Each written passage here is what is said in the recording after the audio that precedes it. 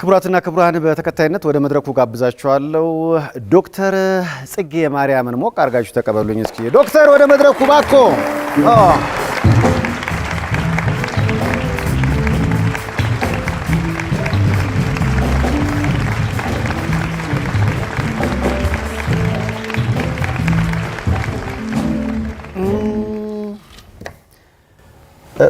ዶክተር ጥሬን ተቀብለው ስለመጡ እግዚአብሔር ያክብሮት። አሜን አሜን።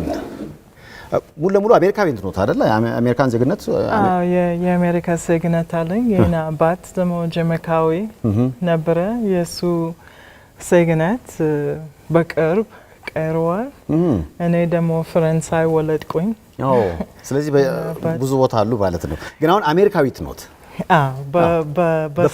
በፓስፖርት በቃል ኪዳን ደግሞ ኢትዮጵያዊት ነኝ። ዋው ይሄ በጣም አስደሳች ነው።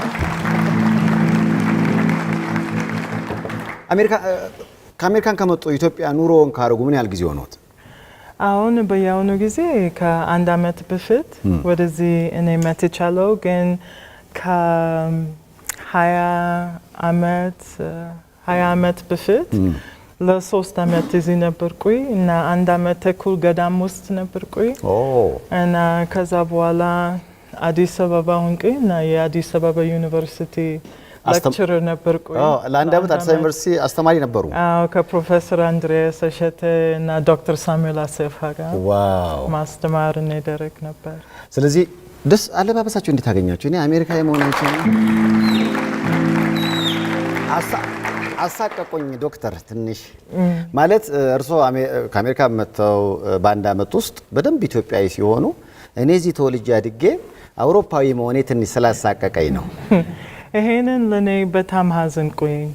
አዘኑብኝ ለማኔ? አይ ነው በሁላ ለነርሶ ሳይሆን ለነርሶ ሳይሆን እኔ አክብሬ እርሶ ላለው እርሶ ግን ለሞራሌ እንኳን ቢያንስ አንተ ይበሉ። ግን ልጆቹም ሲታይ ወጣቶች በሙሉ በየፈረንጅ ልብስ ይለብሳሉ አይደለም? በየቻይና ወይም በየአሜሪካን ሀገር ልብሱ እና ይሄንን ለኔ ትንሽ አዘንኩኝ። ምክንያቱም ይሄንን ሁሉ ጊዜ ይሄንን እኔ ያለው የየሀገር ሸማኔዎች ለኔ በጣም ያሳዝናል። እና የኢትዮጵያ ባህል ታሪክ አለው። የኢትዮጵያ ባህል ራሱ ሀብት ነው እና ይሄንን ሀብት እንደዚህ ሲጣፋ ለኔ አዘኑ። እኔ እያለሁ እርሱ አዘኑ። ዋናው ሰው እያለ ፕሮቶኮል ይባላል። አሁን እዚህ የኢትዮጵያን ሀገር ፕሮቶኮል በየፈረንጅ ልብስ ሆኖ ይሄንን ራሱ ታሪክ አለ። አዲስ ነገር አይደለም። በአፄ ኃይለ ሥላሴ ጊዜ ወደ ኋላም ሲመለስ ተጀመረ። ወይም በየፈረንጅ ልብስ ማለብስ ፕሮቶኮል ሆነ። ግን እኔ ወደ ስራ እንደዚህ መሄድ ሲችል ነበር ለኔ በጣም ይደስላል ነበር። ምክንያቱም የኢትዮጵያ ባህል የኢትዮጵያ ልብስ ሰውነት ራሱ ክብር ይሰጣል። እኔ እንደዛ ነው ያለው እና እዚህ ሀገር አንድ ቀን የሀገር ልብስ ቀን ቢሆን ይጠይቃሉ። በጣም ይደስላል ነበር። አንድ ቀን የሀገር አመት አንድ ቀን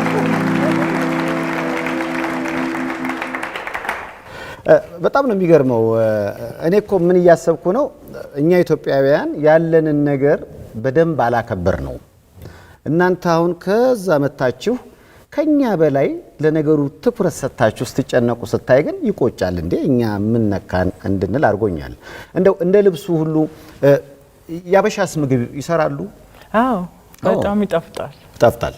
አሜሪካ እያሉ ምን ነበር የሚበሉት? ማለት የአሜሪካ ምግብ አሜሪካን ሀገር ሲነበርኩ የኢትዮጵያ ምግብ እኔ ሰርቻለሁ። ዋሽንግተን ዲሲ ራሱ ትንሹ አዲስ አበባ።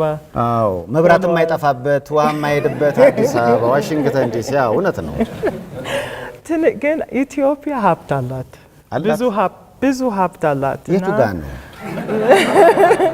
ምክንያቱም ሁሉም ሰው ይጠይቃል። አሁን ሀብት አለ ይባላል። የቱ ጋር ነው? ቤተ ክርስቲያን ውስጥ አለ። የተዋሕዶ ቤተ ክርስቲያን ሀብት አለ። የኢትዮጵያ ታሪክ ሀብት አለ። የኢትዮጵያ ክብር ሀብት ነው።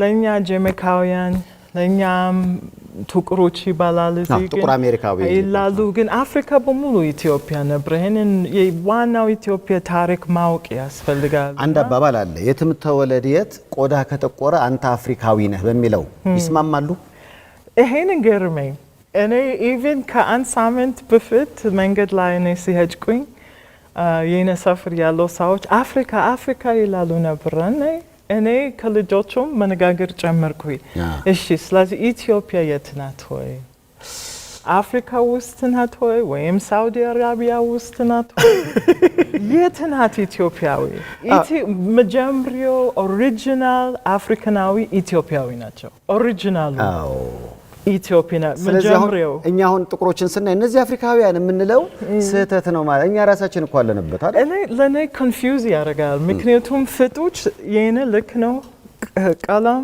እንደ የኔ ነው ፀጉራችን እንደ የኔ ነው እና ስለዚህ እኛም በምን ይለያል እኔ አይገባም ስለዚህ ባካችሁ አትለዩን ነው ይመስለኛል አይደለ አዎ እኛ አፍሪካውያን እያላችሁ አስቡ እንደውም ሚዲያ ላይ ራሱ ሰምታችሁ ከሆነ ቀጥሎ እስኪ አንድ የአፍሪካ ዘፈን ላጫውት ይላል የኮንጎ ነው ለብዙ አሁን ዲጄዎች ዲጄ ሼር አንተን ይጨምራል አሁን አንድ አፍሪካዊ ብል እርግጠኛ ነኝ ፒስኩዌርን ነው የምትከፍተው አይደለ አንድ አፍሪካዊ ብል ጋሽ ጥላውንና አትከፍተም ያንን ነው ዶክተር እያሉ ያሉት አይደለ አላችሁበት ነው በቅርብ ምግል መጽሐፍ እኔ አናባለው ከዶክተር ክብሩ የሚባል ፕሮፌሰር እና እሳቸው ይሄንን መጽሐፍ ከግዕዝ ወደ እንግሊዝኛ ይተረጉመዋል ነበር ተረጉሞታል አዎ እና የመልከጼዴቅ ልጅ ኢትዮጵ ነበረ የኢትዮጵ ዘመድ ጋና ይባላል ነበር ስለዚህ ጋና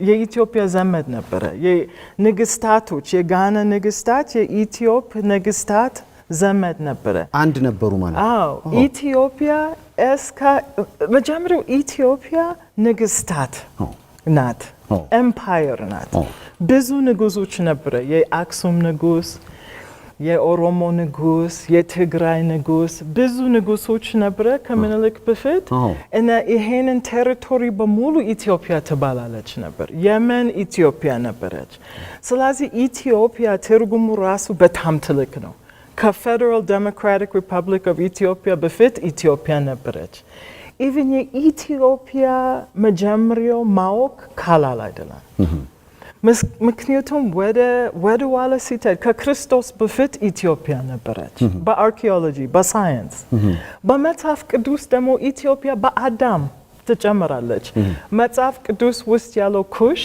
የአዳም አገር ኩሽ በግዕዝ ኢትዮጵያ ማለት ስለዚህ የኢትዮጵያ ታሪክ ሰፊ ነው ኢትዮጵያውያን ለኔ ምን ማለት የእግዚአብሔር ከተባቂ ናቸው የእግዚአብሔር ቃል ኪዳን ውስጥ ያለው ሰዎች የእግዚአብሔር ከአዳም እስከ ክርስቶስ መሸከሙ ህዝቦች ኢትዮጵያዊ ናቸው ኢትዮጵያ የዓለም መቅደስ ናት እና ስለዚህ ለወጣቶች ከሃይማኖት መቃየር በፊት ከባህሉ መቃየር በፊት ከአገር መቃየር በፊት ራሳችን ሀብት በደንብ ማወቅ ያስፈልጋል ራሳችን ሃይማኖት በደንብ ማወቅ ያስፈልጋል ግዕዝ መማር ያስፈልጋል እና ይሄንን እንዴት አገኛችሁት